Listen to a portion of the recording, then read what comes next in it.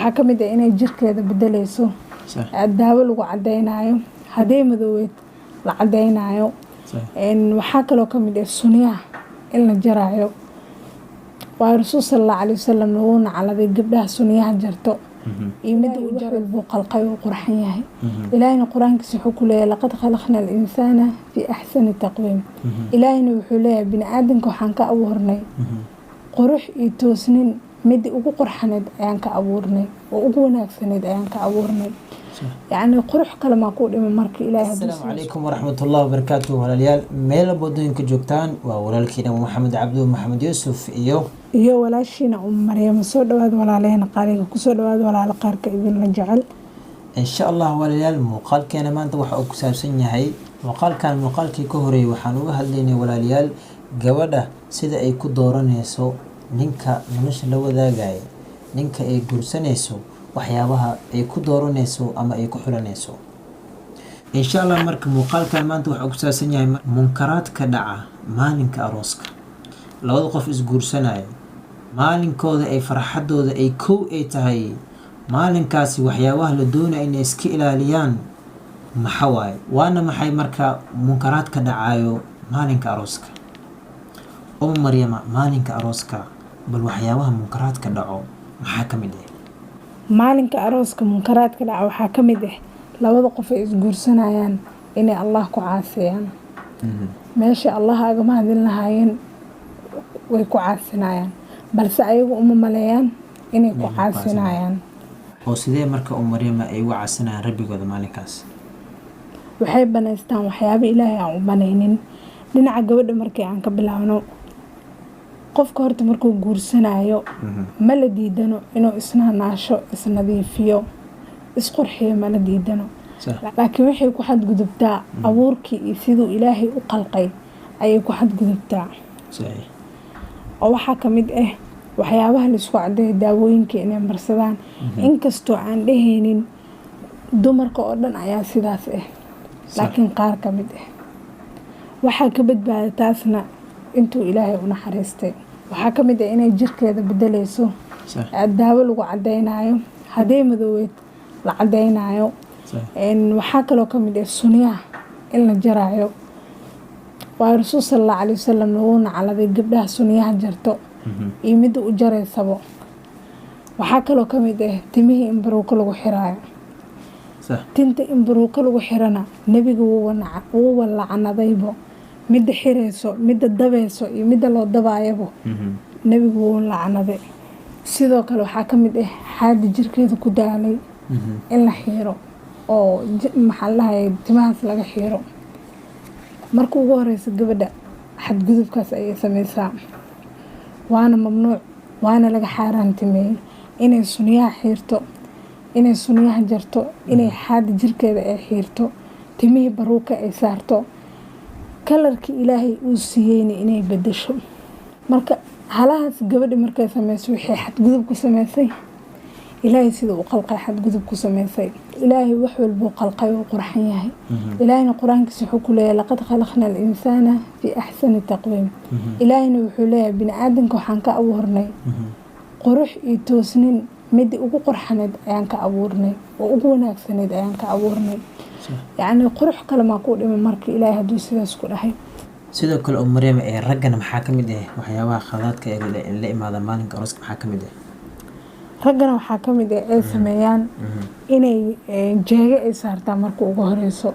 أصلنا قلنا جاء إنه النبي صلى الله عليه وسلم ودي ذي جاء إني سارتان تمي سقلدنا وحيران جر كان أي جران وجر كان النبي صلى الله عليه وسلم ودي ذي أسجنا إنه لجرو إذا قارن وحاجر إني سنجرك جرين بيكو مريان waxay hadeertaan waxa soo baxay in wiilasha laqay oo la nadiifinayo علشان ayagana kalarkooda la bedelayo ay yani rag saas ayaa soo baxay yani asagu sidii ay ku dhaqaan maahan si kala ayuu noqonayaa maalinkaas yani uu isku xadgudbayo waxyaabihii uu nabigu u diiday ayuu sameeyay marka asagoo qaladkaas galay xaaskiisana uu ogolaaday qaabanaashaha يعني bulshadii dhan ay meesha ka soo qayb galayaan xafladaas la imaanayo fiidiyoyaashoodana meel kasta uu wareegayo yani ninkaas yani diyuusnimo cad ayuu sameeyay oo xaaskiisina uu soo qaabiyey asagana wuxuu wixii laga mamnuucay uu sameeyey waa meeshii la doonayo inuu ka qiroodo ka caroodo oo uu ku faraxsan yahay uu ku faraxsan yahay asagii xaaskiisa halkaas ay taagan yihiin isla jeesayaan arrintaasna arrin fiican maahan markii laga soo tago taas sidoo kale waxaa ka mid ah gabadhi markii halahaas ay soo sameyso oo saaluunka sidaas loogu soo hagaajiyo waxaa ka mid ah in la keenayo hoolka meesha xafladda arooska ay ka dhaceysa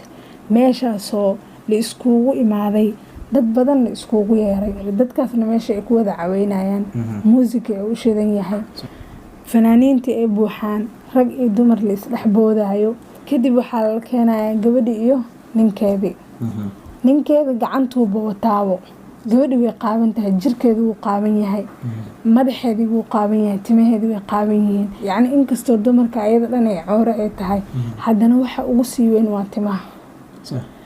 dumarka inta ugu badanna maanta waxa ay banaanka keenaan waa timihii ay banaanka keenayaan haddana waxa ugu weyn cawrada ugu weyn waxaa waaye timaha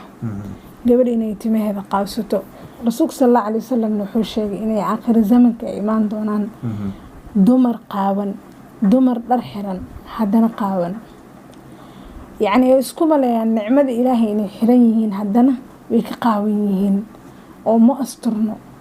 jirkooda qaybta ugu muhiimsaneeda qaawan oo timaha ah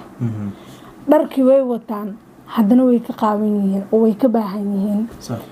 marka ninkii xaaskiisa la soo galay maxaa la dhahay hoolkii dhan oo muusika yeeraya qofkii wax duuwayo ninkuu ah meeshii waxa joogay rag iyo dumar ah ilaahay wuxuusan raali ku ahayn lagu sameynayo albaabka kala soo galay ka waran xaaskiisa ninkaas rasuulka sallallahu alayhi wasallam wuxuu ku tilmaamay qofkaas wuxuu ku tilmaamay nabiga sallallahu alayhi wasallam inuu yahay the youth soo marka maxaa ku dhiman haddii aad reerkaaga marka haddii aad xaaskaaga xumaanti raali aga noqotay maxaa ku dhiman rasuulka sallallahu alayhi wasallam uu kugu tilmaamay inaad the youth tahay umariya marka waxaa dhacdo ninka markuu saasi ay sheegtay ay soo galaan meel lagu fadhiisiyaa meesha markay ugu fadhiistaan marka meesha ku wada ciyaaraan ka bacdi haddana waxaa dhacdo in cabitaano afka la isku geliyo oo ninka cabitaan ayada uu siiyo gabadhi ayadana cabitaan afka u geliso haddana keeg afka uu geliyo ayadana keeg afka uu geliso galaasadii la isku dhufto gacmihiisa la isku dhaafsado maxaa la dhahayay meeshii la isku dhunkado ka waran aydan marka ugu horeysa ninka xaaskiisa inuu afka wax u geliyo ayadana ay u geliso taas way banaan tahay oo rasuulka sallallahu alayhi wasallam xaaskiisa afka wax u gelinayay ayadoo u gelinaysay hilibka meeshuu ka goosto meeshii ka goosatuu ka goosanayay yacni waxaas waxaa waaye waxyaabo maxabada iyo kalgaceelka keeno ay ka mid tahay laakiin meesha ay ku sameynayaan ma banaano kumanaankun qof hortooda inay sida gaalada camal inay isku jajaraan afka isku geliyaan ay isdhaafsadaan cabitaanka sidoo kale ay siiyaan afka isku geliyaan labadooda inay soo istaagaan dhexda isqabsadaan muusigii loo sii shido ay dheelaan ma banaano taas waa mamnuuc because dhaqankaas wuxuu ka imaaday gaaladu ka imaaday dhaqankeena islaamkana ma ogolo wiilkii gabadhii habeenkaas xadgudub badanaa dhaco ilaahay in lagu caasiyo israaf in la sameeyo waxyaabo badan masaakiina waxal oo dhiban oo beerkooda dhulka yaalo oo meelay ku hoydaan aana haysanina jirto fahamte dadkaas camal haddaa caawisid yacni sadaqay kuu tahay soo maahan ilaahay adigana farxadaada yacni guurkaa uu kugu barakooba taas maxaa kuu soo haray gabadhii waxaa dhaceyso iyo wiilkii say u dheelaayeen ilaan gabadhi maanta dhan saaluuna joogto waa laga shaqeynayo wiilkii kadaalik soo meeshii imaanayaan waa muusigtiyaa loo shida waa sii dheelaayaan waxay imaanayaan gurigooda ayagoo daalan ilaan waa dad maanta dhan